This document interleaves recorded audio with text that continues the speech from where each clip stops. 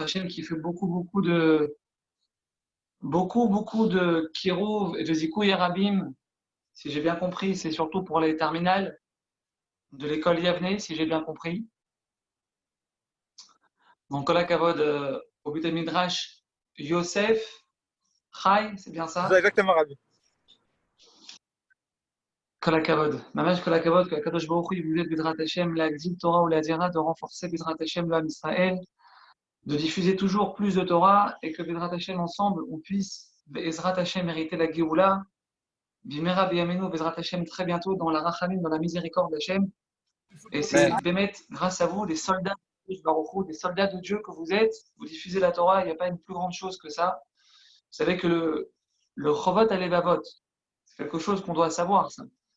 Le Chovot Alevavot, qui est un des livres les plus exceptionnels et extraordinaires que le peuple juif a dans sa bibliothèque, c'est marqué là-bas, le Rabbeinu Bachie, il dit quelque chose d'extraordinaire sur celui qui est Mezaké Arabim, sur celui qui permet à son frère de se rapprocher de Dieu.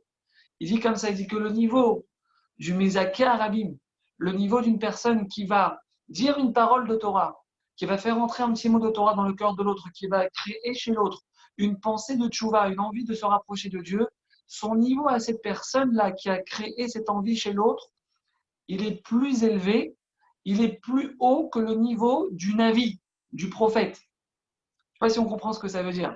Celui qui est Mezaké Arabim, il donne un disque à un copain, un disque de Torah à un ami. Et avec ce disque-là, la personne dans la voiture, au lieu d'écouter la radio, machin, tout ça, elle va écouter le disque, elle va commencer à se poser des questions, à se rapprocher d'Hachem. La personne qui lui a donné le disque, elle a fait ce qu'on appelle du zikouy Arabim, elle a renforcé un juif, elle lui a donné la possibilité de se rapprocher de Dieu.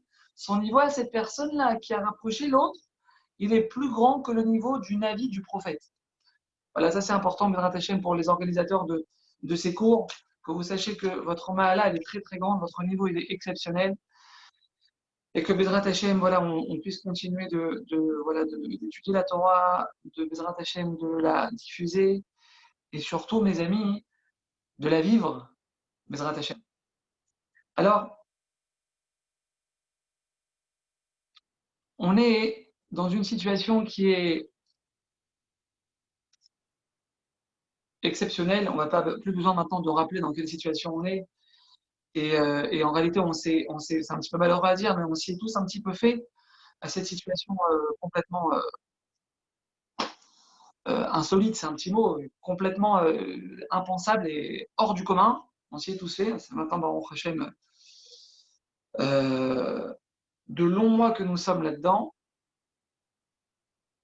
Et il faut savoir, mes amis, que tant qu'on n'aura pas compris que le travail à faire pour neutraliser ce qui est en train de se passer, pour contrecarrer cette pandémie, ce virus qui touche la planète entière, tant qu'on n'aura pas compris que le travail, en premier lieu, il est chez nous, le Ham Israël, il faut savoir, mes amis, qu'il n'y a strictement rien qui va se passer. Vous connaissez tous l'histoire, peut-être, en tout cas pour ceux qui ne la connaissent pas, elle est très importante et elle est porteuse d'un message qui est très très fort.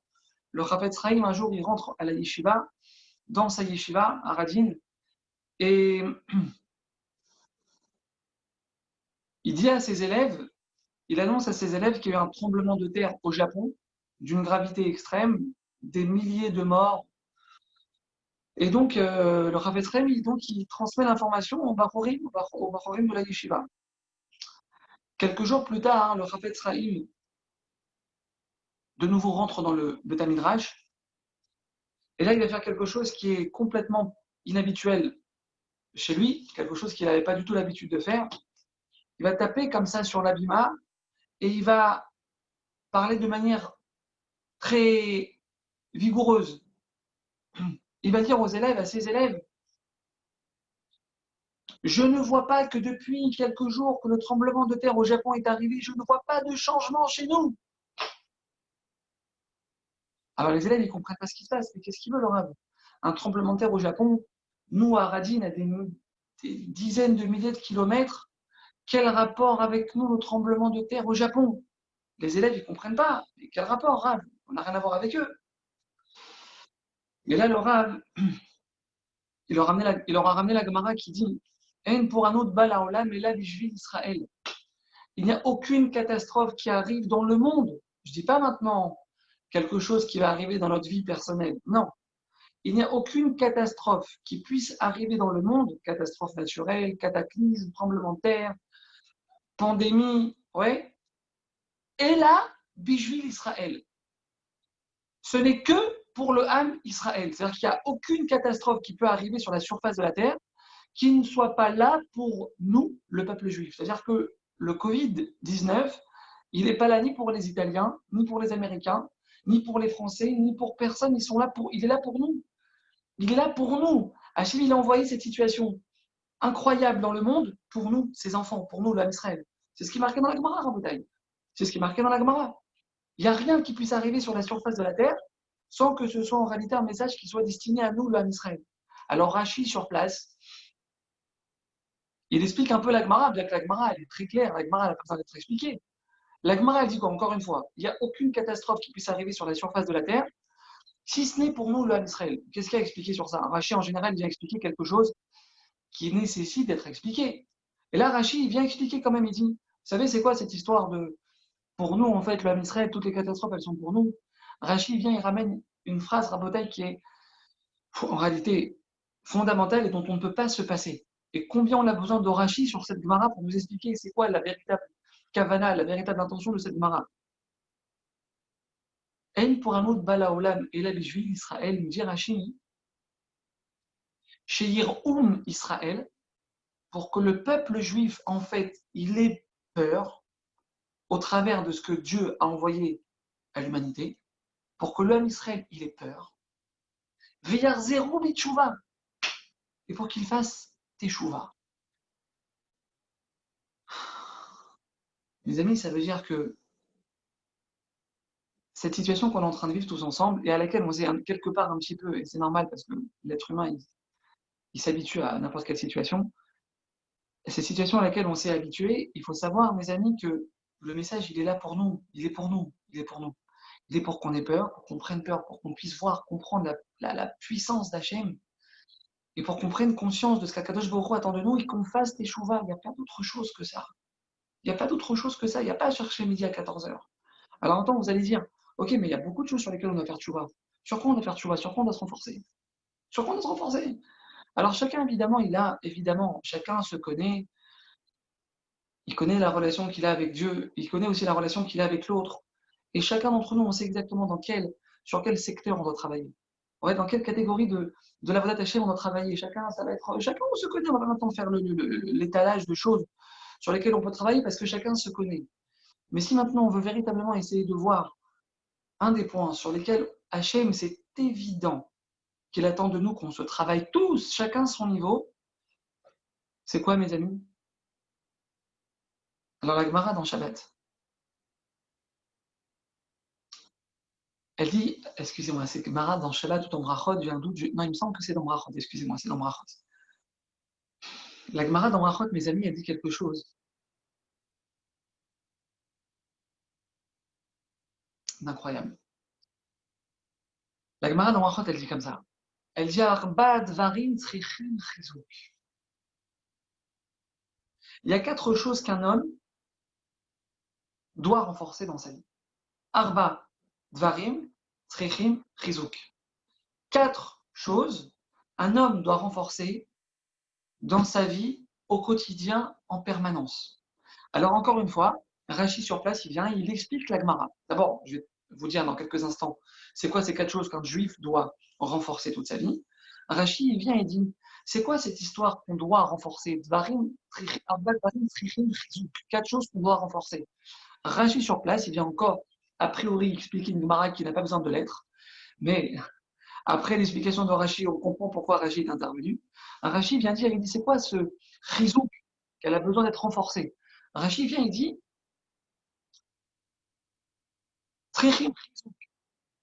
Tamid, Tamid, c'est quoi Tamid? En permanence, jusqu'à notre dernier souffle. C'est pas genre une fois par mois, Rosh Rodé, je vais me renforcer, ou Rosh Hashanah, la Rosh Hashanah proche, je vais me renforcer, Yom Kippour, alors je vais me renforcer. Non, non. Tamid, Arbat Varim Trichim Chizouk, Rachi vient et dit Tamid, Tamid, c'est quoi? H24, 7 sur 7, non-stop. Non-stop, il n'y a pas d'arrêt. Et Rachid vient d'y ramène encore une deuxième notion. Tamid, en permanence, ou Bechol Koro, et de toutes ses forces. C'est pas genre je me renforce, je me rappelle que ça, il faut que je le renforce tous les jours, mais j'y vais mollo. Non, Bechol Koro. Bechol Koro, ça veut dire avec toute notre force. Toute la patate qu'on a, on va la mettre là-dedans. Alors, c'est quoi ces 4 choses, Rabotai? La première, c'est Torah. La Torah, l'étude de la Torah. La deuxième, c'est Maasim Tovim, les bonnes actions. La troisième, c'est Derech Eretz. Alors, la Gemara a plusieurs explications pour expliquer c'est quoi Derech Eretz, ça rentrer là-dedans maintenant. Et la quatrième chose, Rabotai, c'est quoi? La Tfila. La Tfila. La Tfila, nous disent nos sages, c'est une des choses, une des 4 choses qu'un homme, une femme, doit tout au long de sa vie renforcer. C'est-à-dire qu'il n'y a pas un jour où un juif, il ne doit pas se regarder dans le miroir et se dire aujourd'hui, c'est bon, ça va, je suis bien, je suis au top, je vais faire une super tefila, j'ai fait une super tefila, c'est bon, je passe dans... Non, ça n'existe pas qu'un jour, dans notre vie, on puisse se dire aujourd'hui, je n'ai pas besoin de renforcer la tefila, ma prière, ça n'existe pas. Et celui qui pense comme ça, il se trompe, Rabotai. Alors, pourquoi j'ai décidé de parler de la tefila aujourd'hui? Et pourquoi j'ai décidé de, avec l'aide d'Hachem évidemment, d'appeler ce cours c'est maintenant ou jamais? Parce que, mes amis, il y a maintenant, on est devant un très très grand piège que le Yetzer Hara est en train de nous tendre. C'est quoi le très grand piège qu'on est dans lequel on est maintenant tous ensemble? C'est qu'on s'est habitué à la situation dans laquelle on est maintenant, tous ensemble. On s'est habitué à ça. On s'est habitué à ça, voilà, c'est bon, ça fait 3 mois et demi qu'on est dedans. Tout le monde en parle sans arrêt. Truc, machin, confinement, déconfinement, reconfinement, et trucs, et ça revient, et ça repart. On est sans arrêt là-dedans. Donc, quelque part, on s'y est fait. Et donc, quelque part, maintenant, Rabotai, ce qui se passe, en tout cas, moi, je parle pour moi. Je parle pour moi. Je parle pour personne d'autre. Je parle pour moi. Ce qui se passe, c'est qu'a priori, c'est vrai que peut-être au début, on a beaucoup prié. On s'est tourné vers Hachem. Hachem, qu'est-ce qui se passe? Qu'est-ce que tu attends de nous, Hachem? Retire ce virus de l'humanité, de ton peuple. Les gens, ils sont en train de mourir. On a perdu quoi? Le Rabbanim, on a perdu Hachem, aie pitié de nous. On a prié, prié, prié. C'est sûr et certain qu'on a prié au début. Maintenant, c'est qui prie? C'est qui prie aujourd'hui? C'est qui va dire dans cette file-là aujourd'hui? Et Bezrat Hachem, j'espère que je me trompe et je suis sûr que je me trompe parce que vous êtes tous des amis mais vous priez tous pour ça. Mais je parle pour moi et pour ceux peut-être qui n'ont pas ce réflexe actuellement. Mais vraiment, est-ce qu'on pense à ça aujourd'hui dans notre prière? Rabotaï, si on ne pense pas à ça dans notre prière aujourd'hui, mais comment on veut espérer qu'Akadosh Baruch Hu mette un terme à ce qui est en train de se passer? Mais si on ne demande pas, comment on veut qu'Akadosh Baruch Hu mette un terme à ce qui est en train de se passer? Ça n'est pas possible. Mais on rêve debout. On dort debout, c'est pas possible. Pourquoi je vous dis ça, mes amis? Pourquoi je vous dis ça? Pourquoi je vous dis ça? Parce qu'en réalité, il faut savoir quelque chose de fondamental dans la prière. Une notion que vous connaissez certainement. C'est certainement des choses qu'on connaît tous ce soir que je vais dire peut-être. Et en fait, c'est simplement le fait de les répéter et de les remettre un peu dans notre cœur qui va nous permettre justement de prendre ce rizouk. Et demain matin, ou alors dès ce soir, Bezrat Hashem, pour ceux qui n'ont pas encore fait Arvit, de mettre du feu dans notre prière. Même si on met du feu que dans la prière de l'Arvit ce soir et que demain, eh ben, on baisse de nouveau l'intensité, c'est pas grave, on aura gagné au moins Arvit ce soir avec la patate. Pourquoi? Ouais, donc c'est des notions qu'on connaît tous et Bezrat Hashem, juste qu'on essaie de raviver un petit peu en nous pour qu'on puisse, Bezrat Hashem, se renforcer tous ensemble. Il y a une notion ici qui est extrêmement importante dans la prière. Et nos sages nous disent que, enfin nos sages, la Torah elle-même, la Torah nous dit que Akadosh Baruch Hu, lors de la création du monde, lorsqu'Akadosh Baruch Hu il a créé l'univers, alors le troisième jour, Hachem il a créé tous les végétaux. Tous les végétaux, tout ce qui est sur la surface de la terre, Hachem il a créé. Ça le troisième jour. Maintenant, le troisième jour, maintenant, pardon, excusez-moi, le sixième jour, Akadosh Baruch Hu, il va dire dans la Torah Kedusha, il va dire comme ça, il va dire un pasuk qu'on peut tous aller voir dans le Chumash, le sixième jour, Vekol siach hasadeh terem yeh baaretz. Le sixième jour, Dieu va dire, et donc, tout ce qui est, tous les végétaux qui étaient censés être sur la surface de la terre n'avaient pas encore poussé. Alors là, on se pose la question, on se dit, attends 2 secondes, qu'est-ce qui se passe? Akadosh Baruch Hu, il a créé le 3e jour tous les végétaux, donc l'herbe, les arbres, la verdure, voilà tout ce qui pousse sur la surface de la terre. Le 3e jour, il a créé tout ça, Hachem ou pas? Oui, il a créé.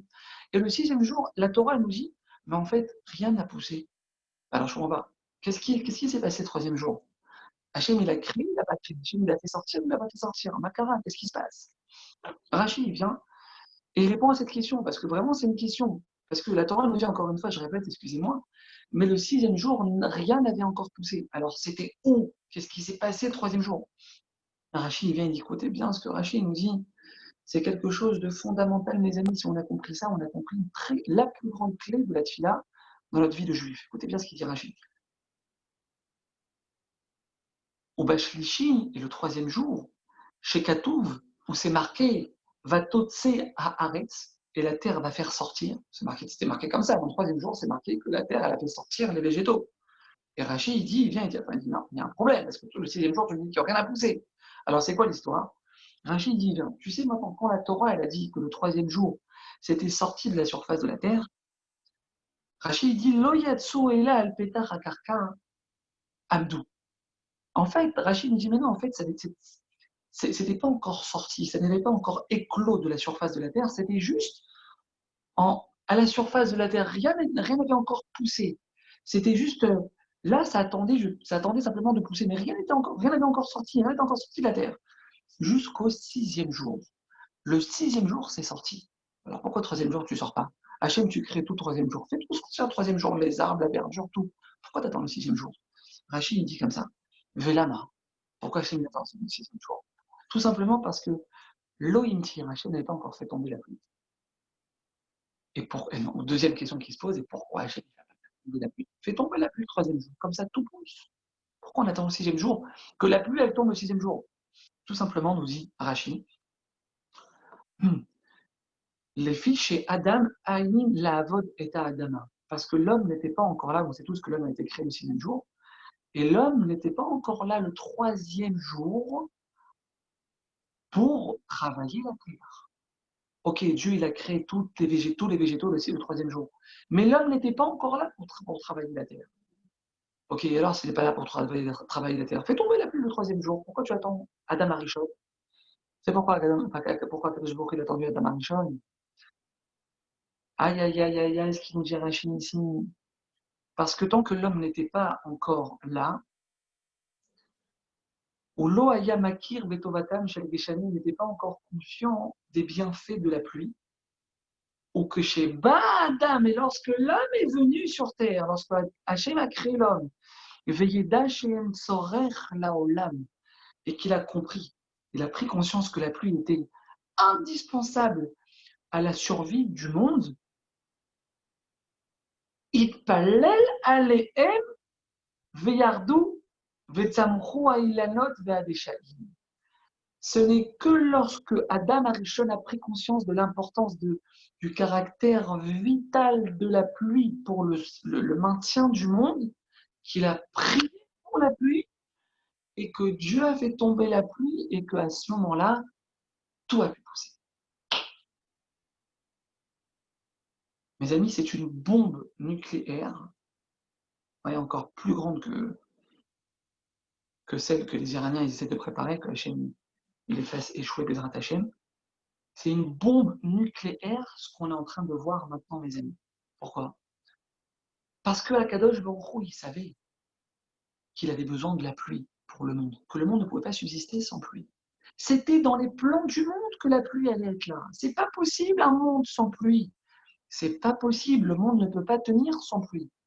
Hachem, il savait que le monde avait besoin de pluie. Et malgré ça, Akadosh Baruch Hu, il a attendu que Adam Arishon, il le demande, alors que c'est quelque chose de vital pour lui. Tu ne l'as pas demandé, alors que c'est quelque chose de vital pour toi, alors que je suis censé te le donner, alors que tu ne peux pas t'en passer. Tant qu'on n'a pas fait cette démarche de venir demander à Dieu ce dont nous avons besoin dans notre vie, bien que ce sont des choses qui sont complètement vitales pour nous. Et bien, Kadosh Baruch Hu, il ne voit pas la démarche de prière. Et bien, tant que tu ne l'as pas demandé, je ne peux pas te le donner.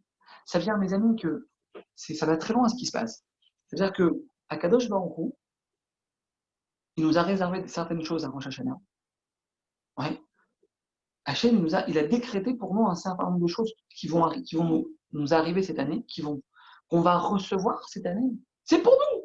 Hachem, il a réservé, Hachem, il a décrété, Hachem, il a écrit dans les plans, Rosh Hashanah, Yom Kippour, boum. Il a poinçonné à Kadosh Baruch Hu, il a décidé, c'est un décret divin. Ouais, c'est vrai. Mais tant qu'on ne l'a pas demandé, mes amis, alors ça reste juste un potentiel. C'est juste un potentiel qui est là, en stand-by au-dessus de nous, et qui n'attend qu'une seule chose pour descendre, c'est compris. Mais tant qu'on ne l'a pas demandé, Rabotan, c'est très important ça. Tant qu'on ne l'a pas demandé et qu'on ne s'est pas tourné vers Hachem, et qu'on ne lui a pas dit Hachem, donne-moi la santé, s'il te plaît. Hachem, fais réussir mes enfants, fais que mes enfants aient l'amour de la Torah. Hachem, aide-moi à trouver ma femme, mon mari, je veux me marier, tant que tu ne l'as pas demandé. Et on va voir Bezrat Hachem. Pendant ce cours, comment on demande à Hachem? Il y a une manière de demander à Hachem. Mais tant qu'on n'a pas fait cette démarche, mes amis, ça ne sert à rien. C'est verrouillé. C'est verrouillé, Rabotai. Et là, on comprend quelque chose d'extrêmement important. Une question que, à mon avis, on s'est tous déjà posée. C'est que justement, en réalité, comme on vient de voir, on vient de parler de Rosh Hashanah maintenant. Si Dieu il a tout décidé pour nous à Rosh Hashanah et qu'il a tout façonné le jour du Yom Kippour, l'année, il a c'est fermé, ça y est. Hachem, il a décidé, il a prévu, il a programmé tout ce qui va nous arriver. Alors pourquoi on doit prier? Pourquoi on doit prier? Ça y est, Hachem, tu l'as réservé, tu l'as mis de côté, il a décidé pour moi que ça va m'arriver, tout ça, ça va m'arriver, c'est pourquoi je dois prier. Alors, mes amis, maintenant, on peut comprendre cette question qui est une question énorme, en fait. C'est la question que Tosfot Danakon pose dans Maseret Rosh Hashanah. C'est une question que, si on ne s'est pas posée, on se la pose maintenant, parce que c'est une question qui est inéluctable, inévitable. Hachem, il a décidé pour moi Rosh Hashanah. Pourquoi j'ai besoin de prier? C'est bon, Hachem, il va m'envoyer. Alors, mes amis, c'est exactement ce qu'on est en train de dire maintenant. Le gars, maintenant, il va commander un conteneur de Turquie. Un conteneur de Turquie. Il arrive maintenant au port de Ashdod. La grue, elle vient, tac, elle prend le conteneur, tac, elle le fait descendre. Tac, ok, les douaniers, ils arrivent, ils contrôlent le conteneur et tout, ils arrivent, ils rentrent à l'intérieur, ils contrôlent qu'il n'y a pas de problème et tout.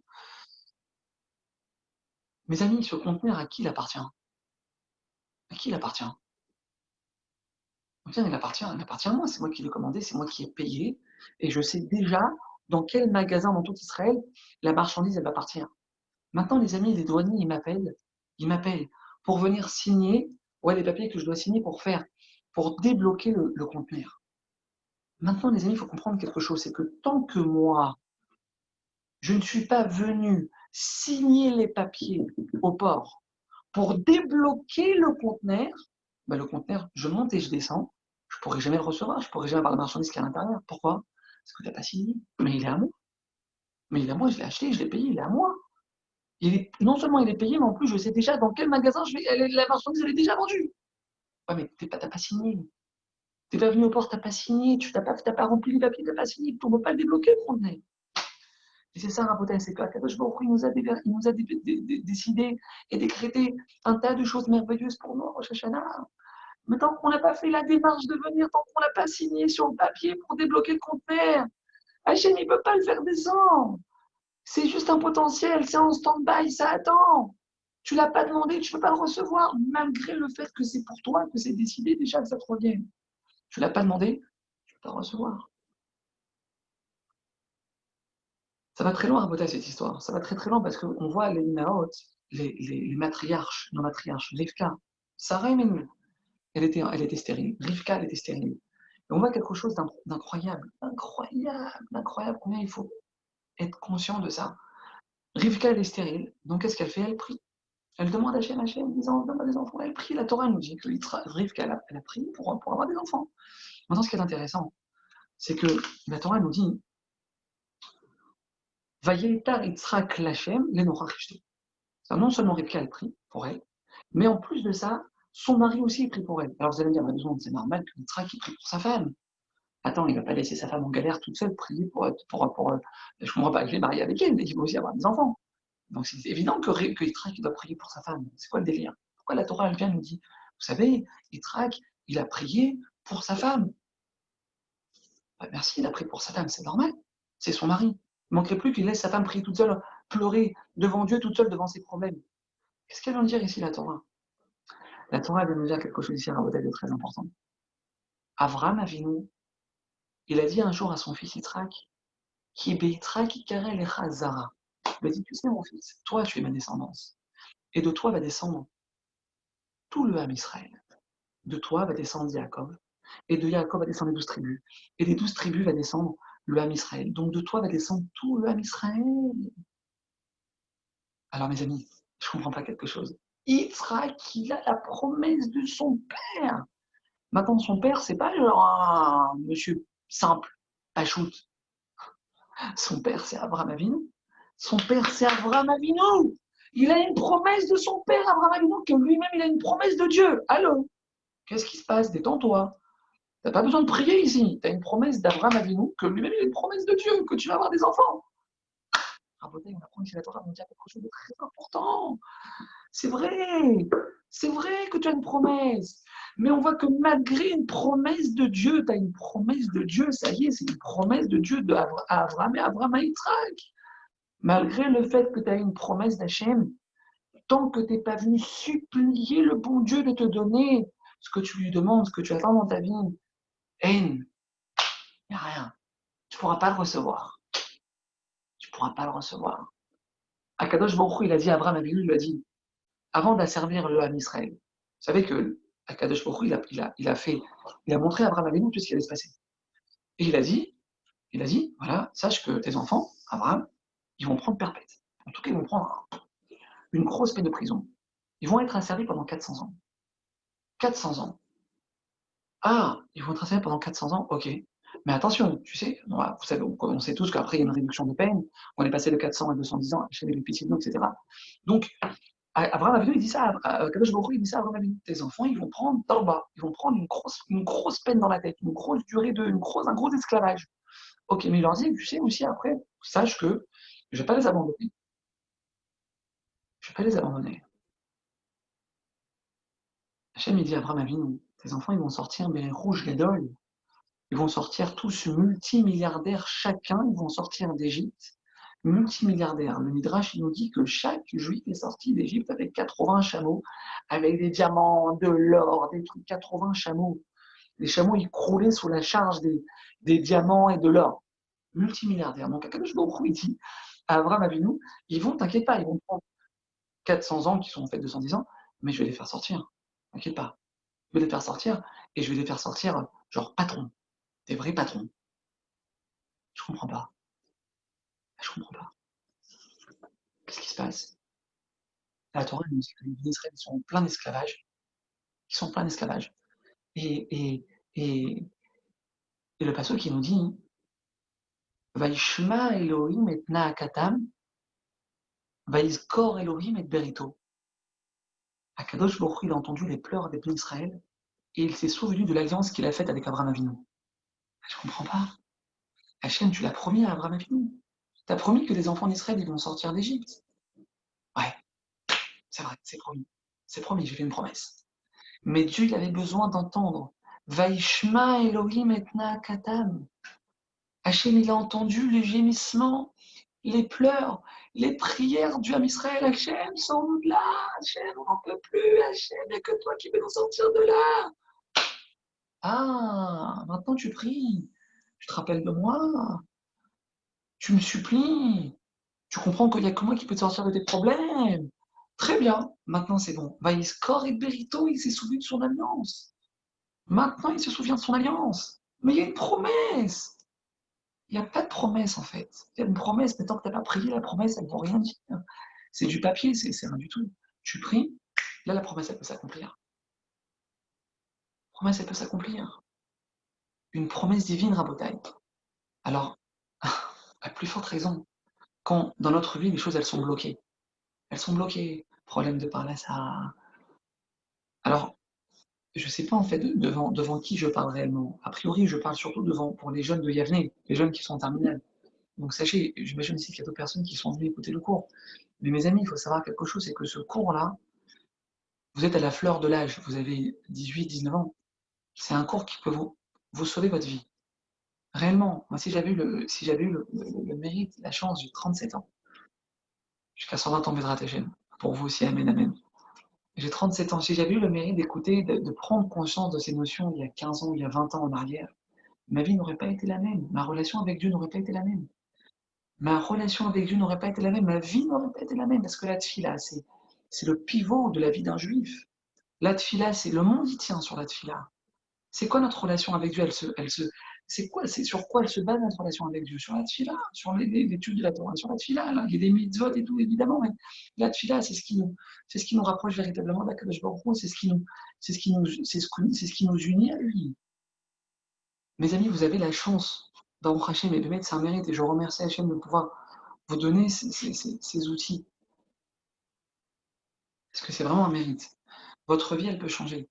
Votre vie, elle peut changer. Si vous prenez conscience de ça, de ce qu'on est en train de dire maintenant, et que vous en servez dans votre vie de tous les jours, mes amis, votre vie, elle ne sera pas la même. Votre vie, elle ne sera pas la même. Votre avodat Hashem, votre service divin, ce ne sera pas le même. Ça ne sera pas la même chose. C'est une autre dimension. Là, vous rentrez dans une autre dimension. Il faut savoir, mes amis, Akadosh Baruch Hu, si déjà dans une promesse, avec une promesse qu'il a fait à nos ancêtres, une promesse qu'il nous fait à Rosh Hashanah, Hashem il a décidé pour toi, tu vas trouver cette année Bezrat Hashem, ta femme, tu vas trouver ton mari, tu vas réussir tes études, tu vas passer ta première année de médecine, tu vas la passer, tu vas réussir. Mais si déjà ce que Dieu nous a mis de côté, réservé et décidé pour nous, sans tefila, on ne peut pas le recevoir. Alors mes amis, à plus forte raison, quelque chose qui n'était pas prévu pour nous qu'on reçoive, mais même pas dans les rêves, on pourra le recevoir si on ne s'est pas tourné vers Hachem. Mais même pas dans les rêves.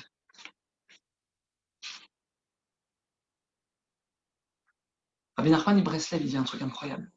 Rabbi Nachman Breslev, il dit que toutes les choses qu'on n'a pas reçues dans notre vie, ou alors tous les problèmes qu'on peut avoir, les petits soucis qu'on peut avoir, les petits trucs au quotidien, là, comme ça, les petites galères qu'on peut rencontrer, et bien en réalité, nous dit, Rabbi Nachman Breslev, dit toutes les petites choses que tu n'obtiens pas facilement dans ta vie, ou celles que tu n'as pas obtenues, elles ne proviennent que d'une seule chose, c'est de ton manque de prière.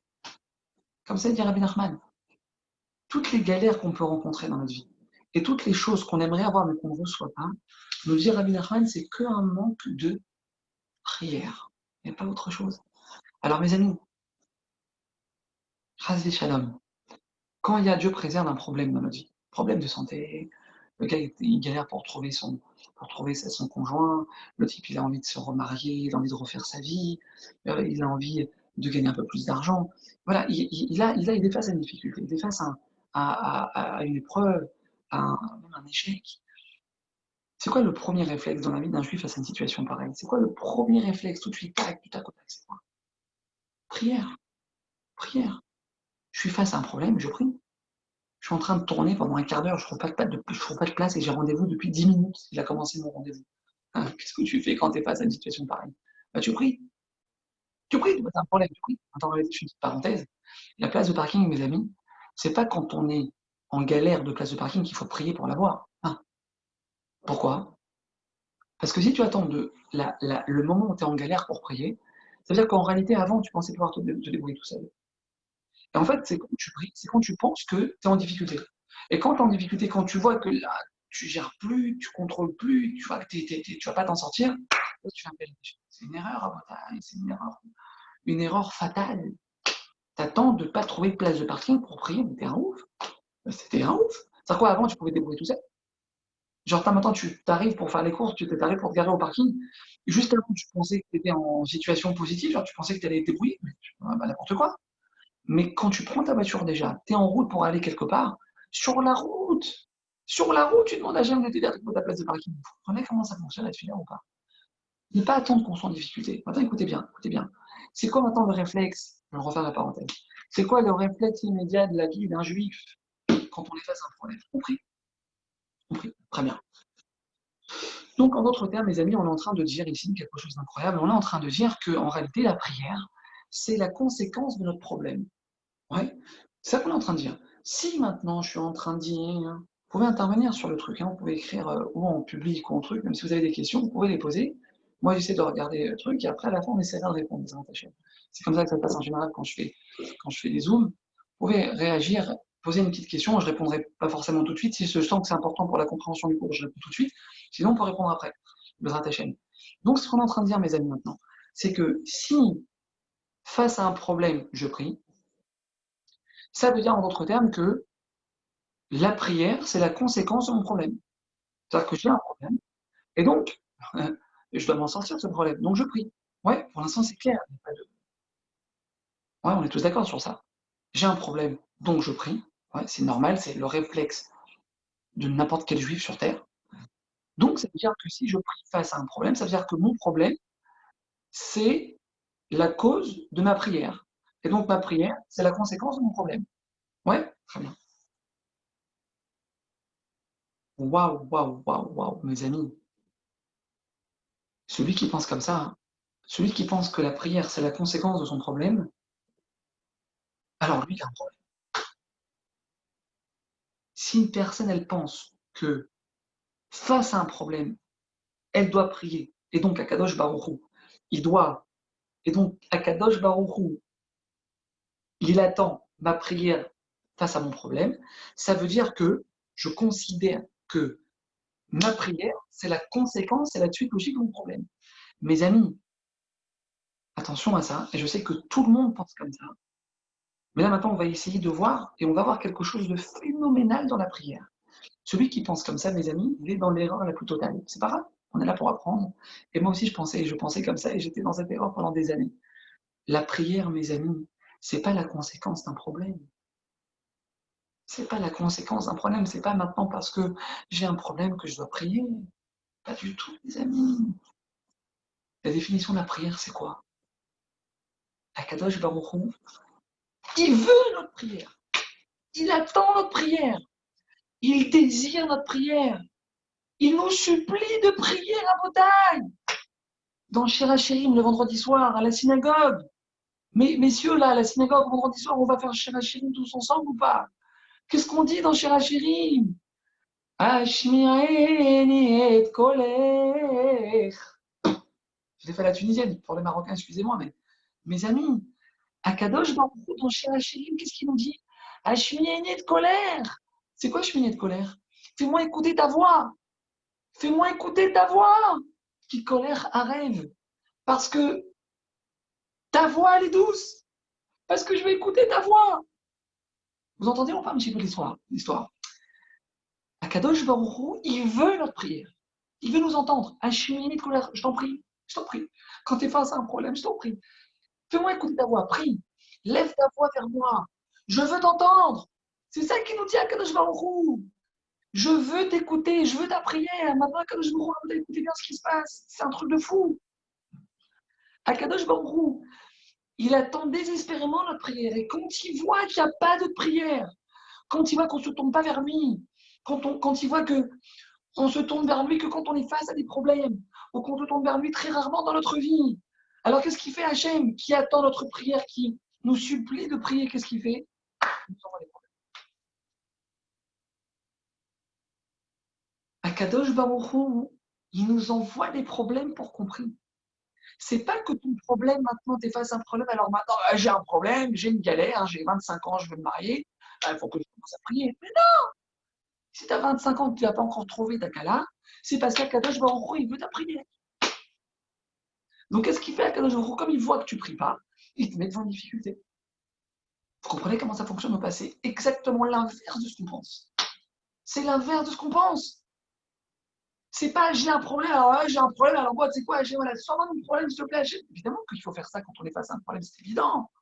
C'est évident. Mais mes amis, c'est pas ça l'histoire, c'est pas dans ce sens-là.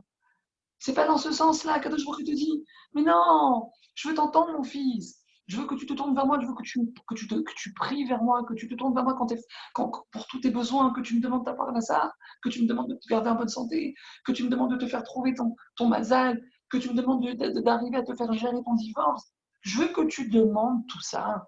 Je veux que tu me le demandes.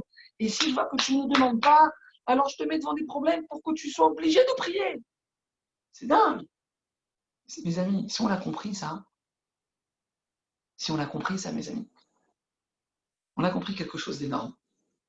On a compris quelque chose d'énorme. Une personne qui est sans arrêt dans une dynamique de prière, qui va prier à Kadosh Baruch Hu pour tout et n'importe quoi. La femme, ça fait 15 ans qu'elle réussit tous les vendredis ses chalotes. Elle n'a jamais de sa vie oublié le sel dans ses chalotes. Ouais. Elle n'a jamais oublié ses chalotes au four. Elle n'a jamais raté un gratin dauphinois. Jamais. Jamais.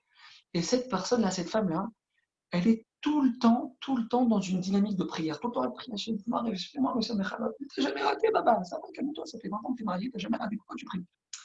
Ah, peut-être, c'est exactement ça un juif. C'est exactement ça un juif. Une personne qui est dans une dynamique constante de prière, qui va se tourner vers Hachem pour tout et n'importe quoi. Alors, Akadosh Baruch Hu, écoutez bien ce qui se passe. Alors, Hachem, il n'est plus obligé. Il peut plus nous éprouver. Vous comprenez ce qui se passe? Quand Akadosh Baruch Hu, il voit qu'on prie tout le temps, il voit qu'on est tout le temps dans une dynamique, dans une dimension de prière. On prie tout le temps, Hachem, aide-moi. Là, j'ai besoin d'une paire de baskets à sortir mon petit haut gris Nike que je viens d'acheter. Hachem, je t'en prie, Akadosh Baruch Hu, aide-moi à trouver la petite paire de baskets à foutre le cœur avec le. J'ai 120 euros, je veux 120 euros, la petite paire de baskets, je bidou que celle-là. Aide-moi, Hachem. Hachem, quand tu vois qu'on est dans une dimension de prière comme ça, constante en permanence, alors Hachem, qu'est-ce qu'il fait? Celui-là, il a tout compris. Celui-là, il est tout le temps en train de prier. Pour tout et n'importe quoi, il se tourne vers moi. Il m'appelle, il me fait rentrer dans chaque chose, chaque galère qu'il a, chaque truc, machin, il se tourne vers moi. Alors celui-là, j'ai plus besoin de l'éprouver. Alors celui-là, j'ai plus besoin de lui envoyer des problèmes. Parce que, encore une fois, le problème, il est là pour me faire prier. Mais si maintenant, moi, je suis avant le problème, si maintenant, moi, je devance le problème, je suis avant le problème, tout va bien et je prie. Tout va bien et je prie. Mais là, c'est magnifique. Celui-là, il est exactement dans la chimie, un nid de colère. Il me fait écouter sa voix. Donc, s'il me fait écouter sa voix, ouais, et ben, il n'y a plus de prix. Donc, il n'y a plus besoin d'éprouver, puisque le problème, il est là pour nous pousser à prier. Et là, on arrive à une notion qui est extraordinaire, mes amis. Et ça, c'est la grandeur d'un juif. Un juif, il prie. Un juif, il se tourne vers Hachem.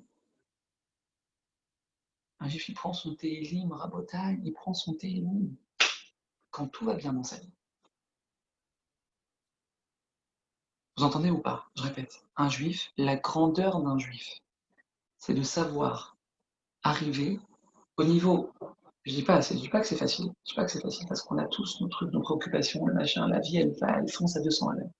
Mais la grandeur d'un juif, c'est de savoir arriver à se tourner vers Hachem, à lui demander, à prendre tes lignes pour rien. Tout va bien, Hachem. J'ai un super shalom bayit, je suis en bonne santé, mes enfants ils cartonnent, je pars en vacances 3 fois par an, j'ai l'oseille qui coule à flot, tout va bien. Et le gars il est là, prie Hachem, Hachem, donne-moi mon shalom bayit, fais qu'il y ait toujours de la paix dans mon foyer, et fais que mes enfants ils réussissent dans tout ce qu'ils font, et qu'ils aient des bonnes relations avec les gens, et protéger des mauvaises relations, des trucs. Non, celui-là il a tout compris. Celui-là il a tout compris, parce qu'il prie quand tout va bien. On ne doit pas être égoïste, Rabotai. On ne doit pas être égoïste. On doit faire attention à ça. Akadosh Baruch Hu, il attend de nous qu'on se tourne vers lui, pas quand on est face à nos problèmes. Je dirais pas que c'est trop tard, parce que c'est jamais trop tard. Et Hachem, évidemment qu'il attend de nous qu'on se tourne vers lui quand on est face à une difficulté, c'est évident. Pourquoi attendre? Pourquoi attendre? Rabbi Nachman Ibreslev dit un truc incroyable, il dit que chaque juif, chacun d'entre nous, on a tous notre quota de prière à faire dans notre vie. On a tous un quota de prière à faire dans notre vie. Tous. Maintenant, mes amis, soyons intelligents. Soyons intelligents. On prie avant le problème. On prie avant le problème. Pourquoi tu as prié après le problème? Prie avant le problème, parce que de toutes les manières, tes prières, tu vas les faire. Tes tefilot, tu ne pourras pas quitter ce monde si tu n'as pas fait toutes les tefilot que Kadosh Baruch Hu attend de toi. Alors, pourquoi on attend la galère? Pourquoi on attend la galère? Parce que prier, on doit prier. Ça n'existe pas une vie sans prière. Prier, on doit prier. Alors, pourquoi on attend d'être dans la difficulté? Pourquoi on attend d'être au bord de l'agonie? Je préserve pour prier. Pourquoi? Pourquoi t'attends? Prie avant. Demande quand tout va bien. Demande à Hachem, tourne-toi vers Hachem quand tout va bien. Parce que ces prières, tu es obligé de les faire de toutes les manières.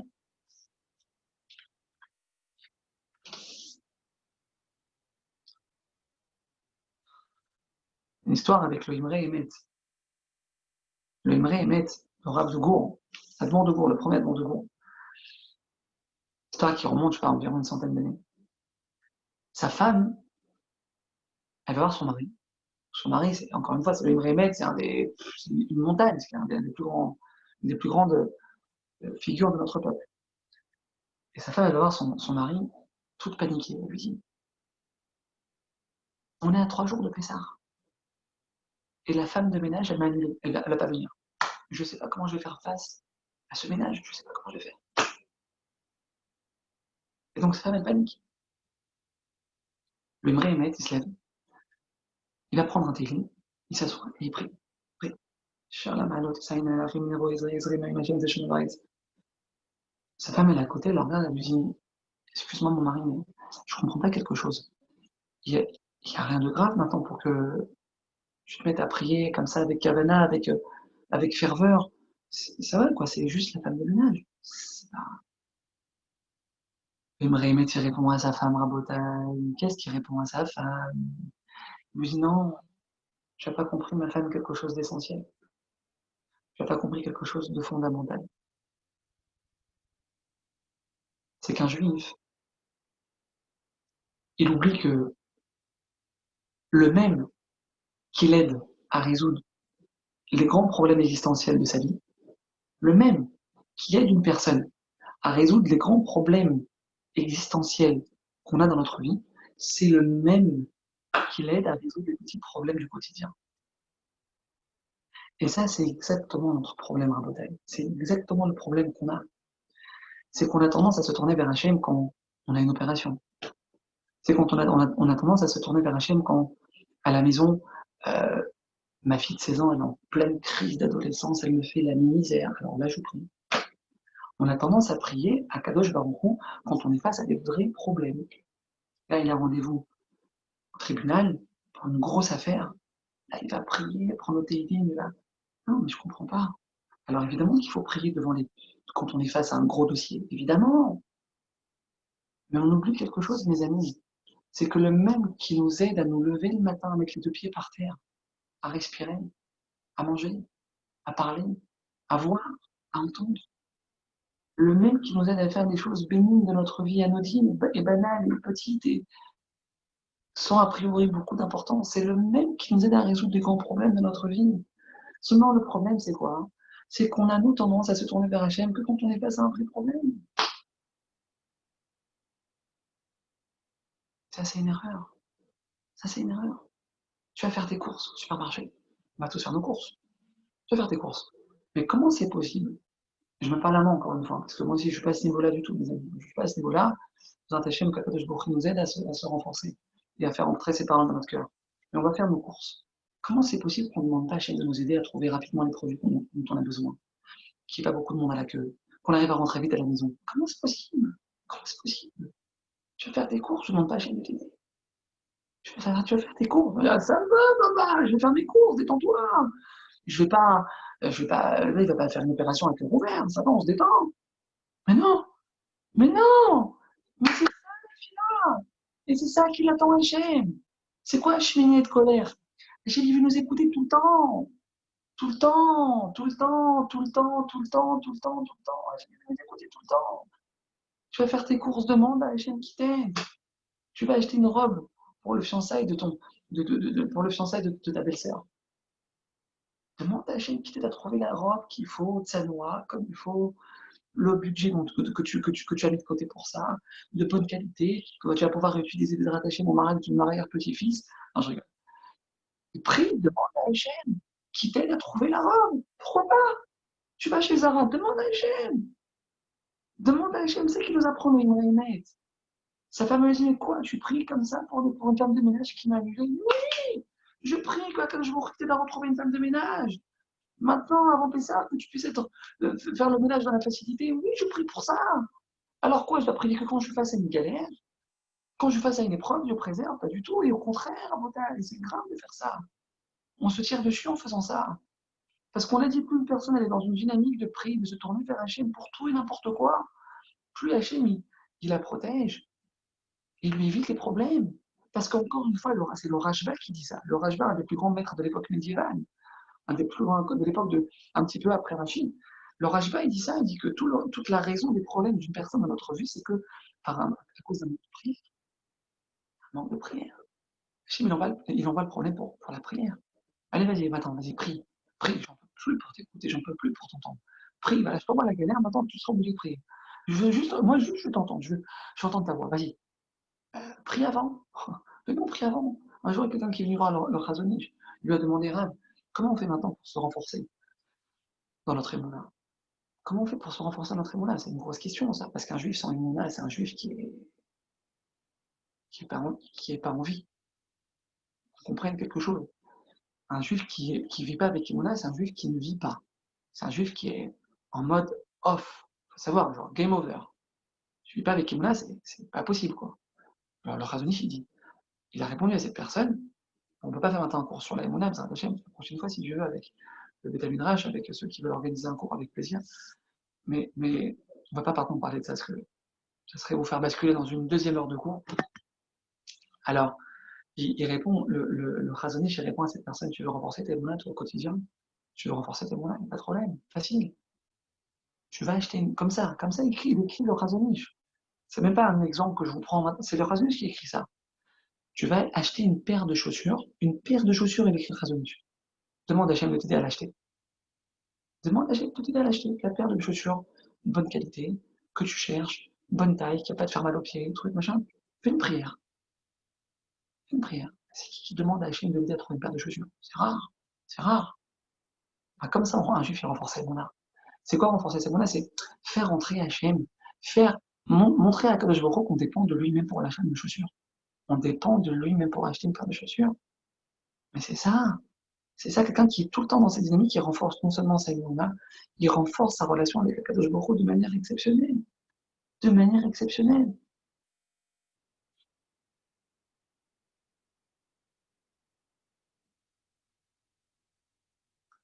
Chazal, nos sages, ils ont institué 3 prières par jour. 3 prières par jour. Jusqu'à notre dernier souffle, on doit faire 3 prières par jour. Alors, je comprends pas. C'est quoi cette histoire? Hachem, il a besoin de nos prières. Hachem, après la prière qu'on fait, Hachem, il est plus fort. Alors, c'est un roi qui va être encore plus fort. Avec nos prières, il est encore plus fort. On comprenne quelque chose, mes amis. Hachem, il n'a pas besoin de nos prières. Il n'a pas besoin. Il veut nos prières. Il attend, il espère, il veut comprendre. Il n'a pas besoin de nos prières. La prière, il faut comprendre quelque chose. La prière, elle est pour nous. La prière, elle est pour nous. La prière, elle nous permet de gagner en anava, en modestie. La prière, elle nous permet de s'abaisser, de se rabaisser dans la vie. Quand une personne, elle demande à Dieu de faire régner la paix, l'harmonie dans son couple, elle est en train de dire en d'autres termes, Hachem, mon shalom baït dépend de toi. Une personne est en train de prier maintenant pour que ses enfants, ouais, son fils, il réussisse au bac, il réussisse ses examens, il réussisse n'importe quoi. Un parent, il demande ça, il demande à Hachem, Hachem fait réussir mes enfants. Mais à cet instant-là, cette personne-là, elle s'est effacée devant Hachem. Elle s'est effacée devant Hachem. Elle est en train de montrer à Kadosh Baruch Hu que la réussite de ses enfants ne dépend que d'une seule chose et de rien d'autre. De toi, Hachem. De toi. C'est-à-dire que la prière, elle nous permet de retrouver notre place face à Dieu. Elle nous permet de retrouver notre place. On n'est rien. On n'est rien. Tu crois que tu gères ta société, tu crois que tu gères ton business, tu crois que tu gères ton chiffre d'affaires. Quelqu'un qui prie pour demander à Hachem la réussite de cartonner dans les affaires, qu'est-ce qu'il fait? Il est en train de montrer à Hachem, c'est pas moi, c'est toi. C'est ni mon savoir, ni mes commerciaux, ni mon emplacement, ni mon produit, ni mon sens des affaires, c'est rien d'autre que toi, Hachem. C'est ça la prière. C'est pour ça que c'est tellement important la prière. La prière, elle vient vérifier en nous combien on est ma'amine, combien on est conscient de ce qu'on demande à Kadosh Baruch Hu, ça dépend de lui en fait, et que de lui. Hachem, il est en train de vérifier. Il vérifie le pouls. Tac, tac, où t'en es toi? Est-ce que tu crois que c'est toi qui gères ta vie ou pas? Si tu crois que c'est une personne qui croit qu'elle gère sa vie, enfin, effectivement, elle aura beaucoup de mal à prier. Une personne qui croit qu'elle gère l'éducation de ses enfants, qu'elle gère Zrat Hashem, dans 2-3 ans, elle veut rencontrer quelqu'un. Elle croit que c'est elle qui va gérer le chidour qu'elle va faire dans 2-3 ans. Alors, effectivement, cette personne-là, elle va avoir du mal à prier. Elle va avoir du mal à prier un peu. La tfila, elle renforce notre émouna. La tfila est là pour renforcer notre émouna. Hachem, tout dépend que de toi et rien d'autre que de toi, Hachem. Pour terminer, mes amis, j'aimerais vous faire partager. Non, j'ai encore deux choses à vous dire en réalité. Il y a un petit truc là, un petit, euh, un petit Kinder surprise. Et ensuite, quelque chose, on va terminer avec ça, Bezrat Hachem. Il s'est passé quelque chose le 14 mai 2013. 14 mai 2013, il y a eu des ventes aux enchères aux États-Unis, dont l'un des prix consistait à boire un café avec le PDG de Apple. PDG de Apple. Mes amis, aussi dingue que ça puisse paraître, il faut savoir que ce prix-là aux enchères, il est monté. Il y a quelqu'un qui a surenchéri et qui a été prêt à dépenser 600 000 euros pour avoir le privilège de parler avec Tim Cook, le PDG de Apple. C'est vrai, classé à l'époque comme l'un des hommes les plus influents de la planète, c'est vrai. Mais 600 000 euros pour avoir le privilège de parler avec un être humain. On comprend ce qui se passe? C'est-à-dire qu'il y a quelqu'un sur Terre qui a été capable de dépenser, sortir de son compte 600 000 euros pour parler avec un homme. Ashrenu, Matov, Chelkenu, Rabotai, combien on est multimilliardaire, combien on doit être heureux, danser de joie, Rabotai, de pouvoir parler avec l'être le plus puissant de l'univers, avec celui qui est Boré Refouot, qui crée des remèdes qui n'existaient pas, de pouvoir parler avec celui qui est Matsmina Richouot, qui peut faire sortir de n'importe quelle situation une personne de toutes ses difficultés. Il est Matsmina Richouot, Hachem, il plante le salut d'une personne. On a la chance de parler avec celui qui peut tout faire. C'est quoi la tfila? La prière, c'est de savoir, c'est la conscience qu'on parle avec celui qui peut tout faire. La chose qu'on a à bouteille de pouvoir parler avec celui qui est Matzmer, qui est Boré Refouad. Et non seulement on a cette chance de pouvoir s'adresser à lui à n'importe quel moment de la journée, matin, midi, soir, mais gratuitement. Gratuitement, sans payer. Gratuit. De quoi tu parles 600 000 euros? Mais t'es un malade. T'es un fou. J'espère que c'est pas un juif qui a fait ça. 600 000 euros pour parler avec un homme. Maintenant, toute la chorma de ce Tim Cook, toute son intelligence, tout son savoir-faire, c'est Dieu qui lui a donné. Le mec qui s'assoit avec lui, genre pour essayer d'avoir des solutions pour son business, pour faire exploser les sociétés, la faire coter en bourse. Mais c'est Dieu qui lui a mis la chorma à ce Tim Cook. De quoi tu parles? On peut parler avec Dieu gratuitement, sans avoir besoin de payer. C'est gratuit. Et encore plus que ça, Rabotan. Encore plus que ça. Hachem nous récompense quand on se tourne vers lui. Non seulement on a cette chance exceptionnelle, inouïe, inimaginable de pouvoir parler avec Hachem, avec Dieu, avec le maître de l'univers, avec celui qui peut tout faire, avec celui qui attend simplement qu'on se tourne vers lui. Non seulement on a cette chance exceptionnelle, mais en plus de ça, Hachem nous paye pour ça. Il nous récompense pour ça. Vous imaginez jusqu'où ça va l'histoire? Jusqu'où ça va? Hachem nous récompense à chaque fois qu'on fait appel à Hachem face à un problème. Donc même sans problème, on se tourne vers lui. Hachem nous récompense. Je t'ai tourné vers moi, je te paye. Je te donne un salaire. Tu t'es tourné vers moi, tu as prié, je te paye. Maintenant, il faut savoir quelque chose. Parfois, à Kadosh Baruch Hu, le Midrash, il nous dit comme ça. Le Midrash, il nous dit que parfois, à Kadosh Baruch Hu, il met une personne dans une situation où Hachem, il attend d'elle beaucoup de tchilot, beaucoup de prières avant d'exaucer. Beaucoup de prières avant de l'exaucer. Maintenant, il faut savoir, mes amis, que plus on se rapproche du moment où on a terminé le quota de prière qu'Akadosh Baruch Hu, il attendait qu'on lui fasse, plus le Yetzer Hara vient nous attaquer, il vient nous empêcher de prier, il vient nous empêcher de continuer nos prières. Je répète, ça c'est fondamental, mes amis. Plus on s'approche du moment où on aura fait toutes les prières que Dieu attend de nous, plus le Yetzer Hara il vient et il rentre dans notre tête et il nous empêche de continuer de prier. Donc qu'est-ce qu'on est en train de dire à Avoda? Quelque chose d'exceptionnel. Donc plus une personne, par rapport à ce qu'on est en train de dire, c'est comme ça dit le Midrash, elle sent qu'elle a du mal à prier, elle sent qu'elle a du mal à continuer de prier pour son problème, plus elle doit savoir qu'à ce moment-là, elle est proche du but. À ce moment-là, quand tu sens que tu as du mal à continuer de faire tes filotes, ça fait 5 ans que tu pries. Ça fait 10 ans que tu pries. Le Yitzhara, à ce moment-là, il vient te dire, ça y est, stop, laisse tomber, ça fait 5 ans que tu pries, 2 ans que tu pries, tu vois que, laisse tomber. Mais non, on se laisse tomber là, il veut dire qu'on est justement, on est au bout. Ça veut dire qu'on y arrive, justement, on touche le moment où Akadosh Baruch Hu vient nous sauver. Vous imaginez un petit peu ou pas l'histoire? Quand on sent qu'on n'a plus la force de prier, c'est là qu'il faut prier parce qu'on est au bout. Le Midrash, il dit ça, Rabotaï. Le Midrash, il dit comme ça, c'est pas moi, moi je suis là et je vous transmets ce soir. Le Midrash, il dit que tu as du mal à prier, sache que tu arrives au moment où Hachem va te sauver. Alors, Bezrat Hachem Rabotaï, d'abord, je vous remercie de m'avoir donné ce mérite, de pouvoir moi-même avoir pu renforcer un petit peu ma prière. J'espère que je vais mieux prier grâce à ça. Bezrat Hachem est partie de ce soir.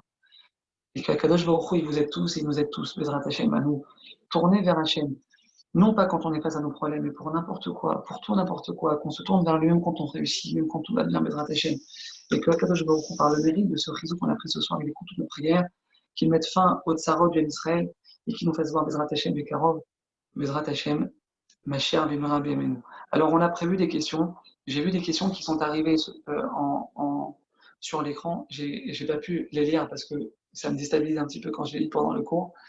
Est-ce que peut-être vous, ceux qui ont posé des questions, vous voulez peut-être les réécrire ou les remettre maintenant pour ceux qui veulent, hein, si le cours se termine maintenant, il se termine, mais ceux qui veulent, je suis là encore quelques minutes pour répondre à vos questions. Je sais qu'il y a eu des questions, peut-être que je peux essayer de voir.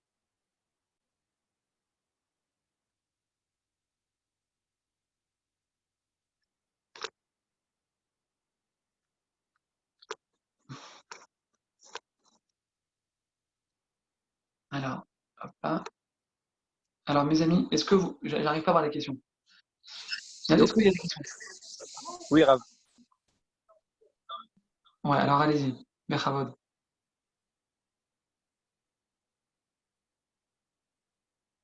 voulez peut-être me les remettre sur l'écran, peut-être, parce que j'arrive pas à les voir maintenant. Vous voulez que je vous pose des questions, Rav? Ceux qui Rav? ont des questions, je suis là encore, il n'y a pas de problème. Alors, j'ai entendu dans plusieurs autres cours que tous ceux qu'on demande à Hachem, ce seront des choses qui nous seront retirées dans le monde d'après. Pouvez-vous nous éclairer là-dessus? Ouais. Alors, effectivement, la Gemara, elle dit ça. La Gemara, elle dit ça. La Gemara, elle ramène cette histoire avec, si je ne me trompe pas, c'est la femme de Rabbi Chania ben Dossa qui vit d'une pauvreté extrême. Sans maintenant ramener l'histoire de la Gemara, elle ramène ce que vous dites maintenant, c'est vrai. Maintenant, il faut savoir quelque chose. C'est pour ça que il se peut, dans certaines configurations, que ce que la Kadosh Baruch Hu va nous donner ici, dans certaines configurations, mes amis, c'est possible que ça nous soit enlevé, de là bas dans le monde futur. C'est pour ça, mes amis, que lorsqu'on prie, on nous demande quelque chose, par exemple, on nous demande 10 millions d'euros. On a le droit de demander à Hachem 10 millions d'euros. D'accord? Je n'ai pas dit que c'est bon d'avoir 10 millions d'euros. Je parle juste sur le principe de celui qui veut demander 10 millions, il veut la richesse. D'accord? Il peut demander, il a le droit de demander. Maintenant, s'il ne veut pas que ces 10 millions d'euros lui soient retirés de la part de son monde futur, il y a une possibilité, il y a une formule à dire. C'est de dire à Kadosh Baruch Hu, Hachem, je ne mérite pas. Je ne mérite pas, j'ai aucun mérite. Et je suis même non méritant, et je suis même rachat à tes yeux, Hachem. Ouais, je suis rachat. Je faute, je ne fais pas ta volonté, et je suis très très loin de faire ce que tu attends de moi, Hachem. Mais Hachem, dans ta grande miséricorde, dans ton infinie bonté, dans ta grande gentillesse, Hachem, accorde-moi mi otsar matena trinam. Écoutez bien ces mots-là. De ton otsar, matena trinam, Hachem, il a un endroit dans les cieux, c'est le sage qui nous dit ça, qui s'appelle otsar matena trinam. Un endroit où Akadosh Baruch Hu, il prend des choses qu'il nous donne au-delà de nos mérites, qui ne sont pas du tout en fonction de nos mérites. Juste parce qu'Akadosh Baruch Hu, il est bon, il est gentil. Donc en fait, comme ça, pour ne pas qu'on puisse prendre de notre part dans le monde futur ce qu'Akadosh Baruch Hu nous donne, ouais, parce que peut-être que, d'après ce que dit la Gemara, ça peut arriver, on doit demander à Hachem comme ça, Hachem, je ne mérite pas, je ne suis pas méritant, et s'il te plaît, Dieu, Donne-moi de ton Otsar Matenat Rinam, fais-moi un cadeau gratuit qui ne vient pas en compensation de quoi que ce soit d'autre, juste parce que tu es miséricordieux avec moi, Hachem. Donc, de cette manière, nos sages nous disent qu'effectivement, on a neutralisé le problème.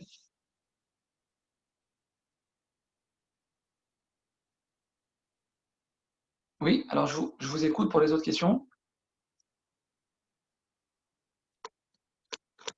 On a une autre question. Alors, je vais vous Est-ce qu'on a dire. d'autres questions? Oui, une autre.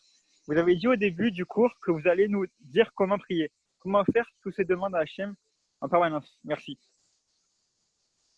Ah oui, Razak, vous avez raison. Razak, j'ai dit que j'allais parler de ça. Alors, en fait, nos sages dans Pierre Avot, ils disent comme ça. Les sages dans Pierre Avot, ils disent, je ne vais pas trop développer parce que je ne vais pas être trop cavette pour les gens qui regardent encore. Al ta'ase tfilatecha keva, et la tachanim. Ne fais pas ta prière de manière fixe, et la tachanim, fais-la en mode supplication. Qu'est-ce que ça veut dire? Le truc, c'est que nous, tous, quand on prie, quand on va à la synagogue et qu'on prie, alors qu'est-ce qui se passe?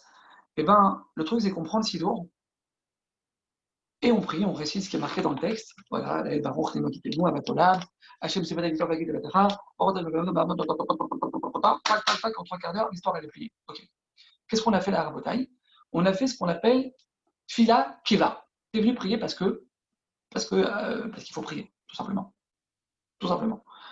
Et là, Kadosh Baruch Hu, il nous dit, par la parole du message, cette fila-là, c'est pas celle-là qui monte. C'est pas celle. Attention, j'ai pas dit qu'elle n'a pas de valeur, mais là qu'elle a une valeur, on est récompensé pour ça, évidemment que oui. Mais quelqu'un qui est fondamentalement dans un problème, il doit savoir que cette fila, pour qu'elle puisse monter, et la fila, pour qu'elle puisse avoir un maximum de chances d'être écoutée aux yeux d'Hachem, il ne faut pas qu'elle soit keva. C'est-à-dire quoi keva? C'est-à-dire tu fais ce qui est marqué, sur le mode d'emploi. Voilà, tu pries. Non. Tachanonim. C'est quoi tachanonim? Tu supplies Hachem. Tu supplies Hachem. C'est-à-dire qu'en réalité, tu dois créer une conversation avec Akadosh Baruch Hu. Presque, t'attends qu'il te réponde. Presque. C'est quoi tachanonim? C'est que tu le fais maintenant dans Shomer Tefila. Dans Shomer Tefila, il y a un petit passage là-bas. On peut intercaler une prière, une demande personnelle. Soit à cet endroit-là, ou alors à la fin de l'Amida, avant le deuxième Yulé Ratson. Je dis bien avant le deuxième, parce que dès qu'on a dit le deuxième Yulé Ratson, celui qui est juste avant Shalom, dès qu'on a dit le deuxième Yulé Ratson, la fila est terminée. Donc avant le deuxième Yulé Ratson, on peut faire là-bas des demandes personnelles, et là-bas, on doit mettre le paquet. Là-bas, on doit supplier Hachem. Ça, c'est la tefila. Ça, c'est la tefila. Pourquoi? Parce qu'à ce moment-là, on est avec notre cœur. À ce moment-là, on parle avec Akadosh Baruch Hu avec notre cœur. Quand je dis Hachem, ça fait quoi? Qu'est-ce que tu as fait? Tu as mis ton cœur? Alors, si la personne a mis son cœur là-bas, dans chaque prière, elle met son cœur, c'est extraordinaire. Dans chaque prière de la Mida, elle met son cœur, c'est magnifique. Mais a priori, c'est quand on met véritablement notre cœur et qu'on a toutes les chances d'être exaucé par Hachem, c'est quand on le supplie. Voilà.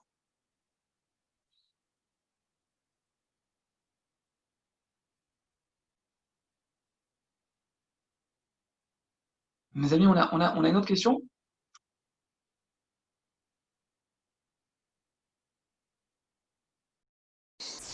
J'ai activé le micro de tout le monde. Si vous avez des questions, posez-les maintenant. Merci.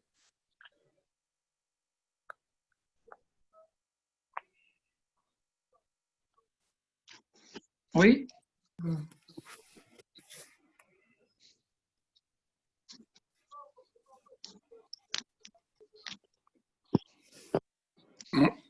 J'ai une petite question. C'est possible? Oui, oui, je vous écoute. Voilà. Moi, Oui, bien sûr, je suis là. C'est une petite question rapide qui vient m'être posée en vous entendant, Rav. Lorsqu'il y a un minyan où l'habitude les gens font, loin d'être des supplications, c'est un peu comme vous dire une Tefila Express, TGV, et on ne ressent pas grand-chose, et bon, on ne tombe pas dans l'exagération, à savoir une Amida qui peut durer 7 minutes ou 8 minutes, mais parfois c'est du vite fait. Alors, est-ce qu'il faut rester? Est-ce qu'il faut changer? C'est un peu compliqué. De Minyan. Je me suis fait. Ah, est-ce qu'il faut changer de minyan? Oui. C'est toujours la C'est-à-dire que- letfila à grande vitesse, les psouké des Imra, enfin tout le reste. Bon, mais le écart, c'est la Mida. Mais en vous entendant, je me suis toujours dit, mais qu'est-ce qu'ils ont à courir comme ça? C'est pas possible. C'est très bizarre. Ouais. Ouais. D'abord, Ashrechem Israël. L'âme Israël, il est magnifique. Et même des prières un peu rapides. Et même, et malheureusement, il y a des minanim qui sont comme ça. Baruch Hashem, ils ont quand même le mérite de prier. Oui. Et Hashem, même ça, il le prend. Et c'est sûr. Alors, il faut regarder. En fait, c'est quelque chose d'individuel et de personnel. Il n'y a pas une obligation de changer de minyan. Pas une obligation.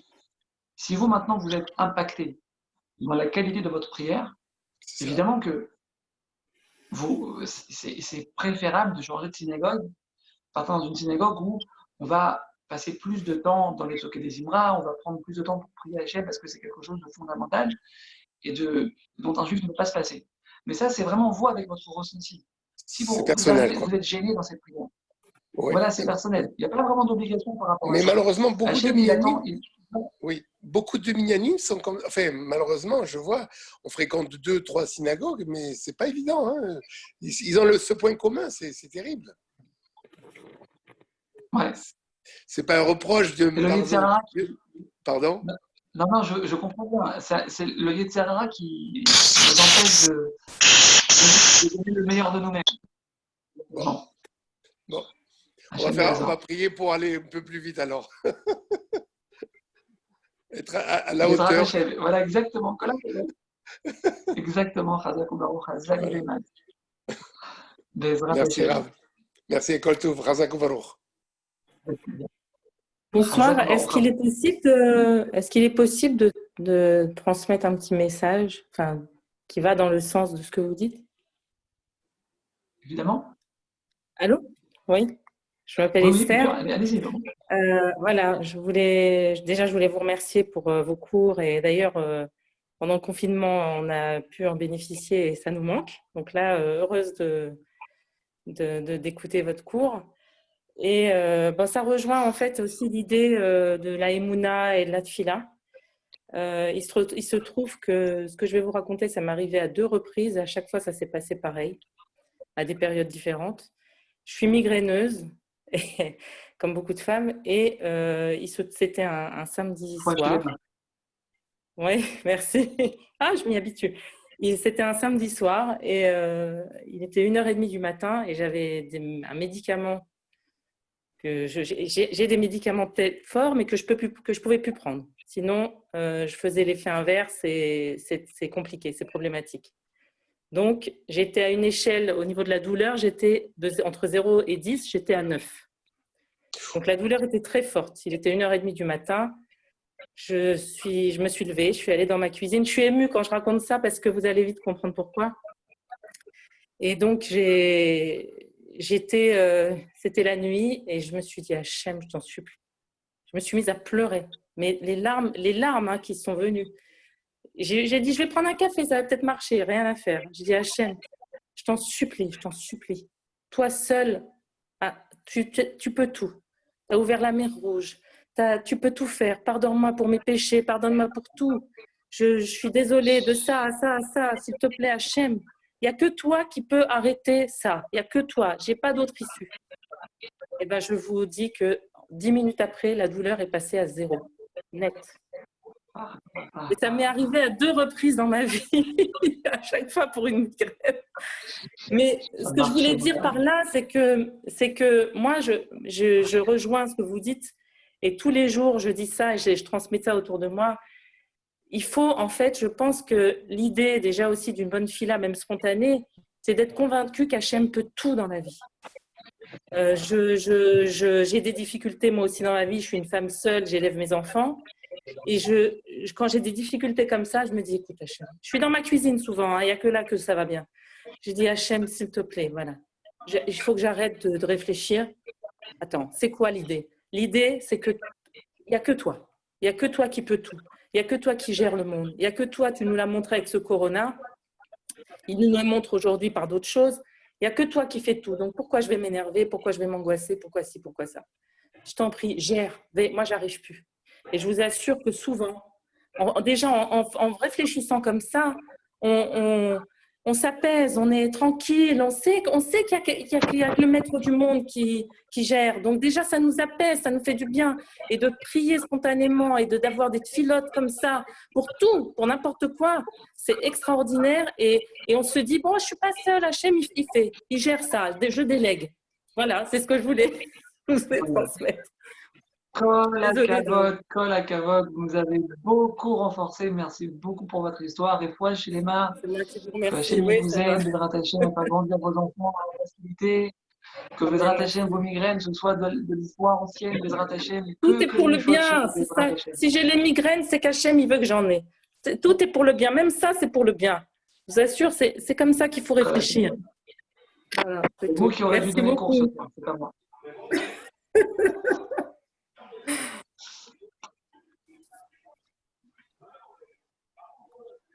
On a fini. Il y a encore d'autres questions, mes amis? Alors, question. Merci de votre réponse. Donc, si je comprends bien, plus nous prions, plus nous serons retirés. Tous les bénéfices de nos prières nous seront retirés dans le monde d'après.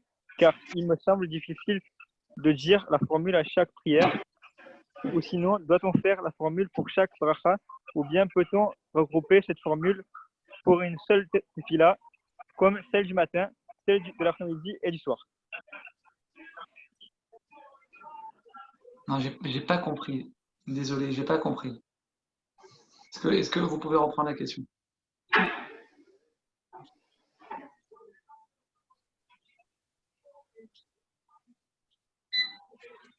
J'ai pas compris. Est-ce que vous pouvez répéter la question? Je vous l'ai envoyé. Ah, ok, ok.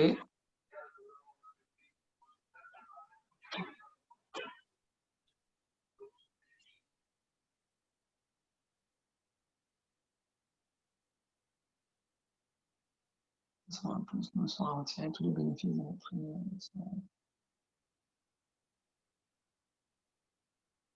Mhm.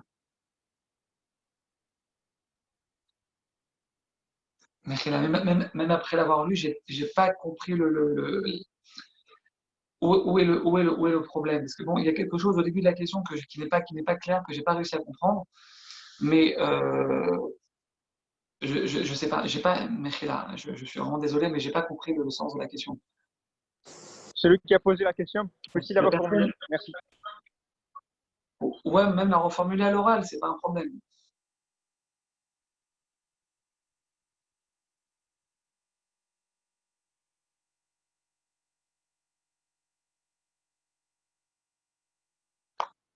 Bon, Bezrat Hachem. Voilà, désolé, excusez-moi si j'ai pas pu répondre à cette question. La personne vient Voilà, je tiens de à activer remercier de son nouveau. micro. Si Oui, vous voulez la poser maintenant. oui, mais Chabad, allez-y.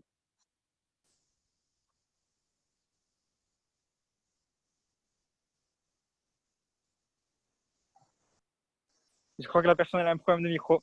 Donc là, je vais vous remercier. Merci beaucoup pour ce chiour. Très renforçant. Beaucoup de chizouk. Et on aimerait vous revoir très bientôt. Toda Rabba. Merci beaucoup. Avec grand plaisir. Comme vous portez-vous bien. Des bonnes nouvelles chez nous tous. Merci beaucoup. Efrat. Toda Rabba. À bientôt. Merci, à bientôt. Zak Baruch.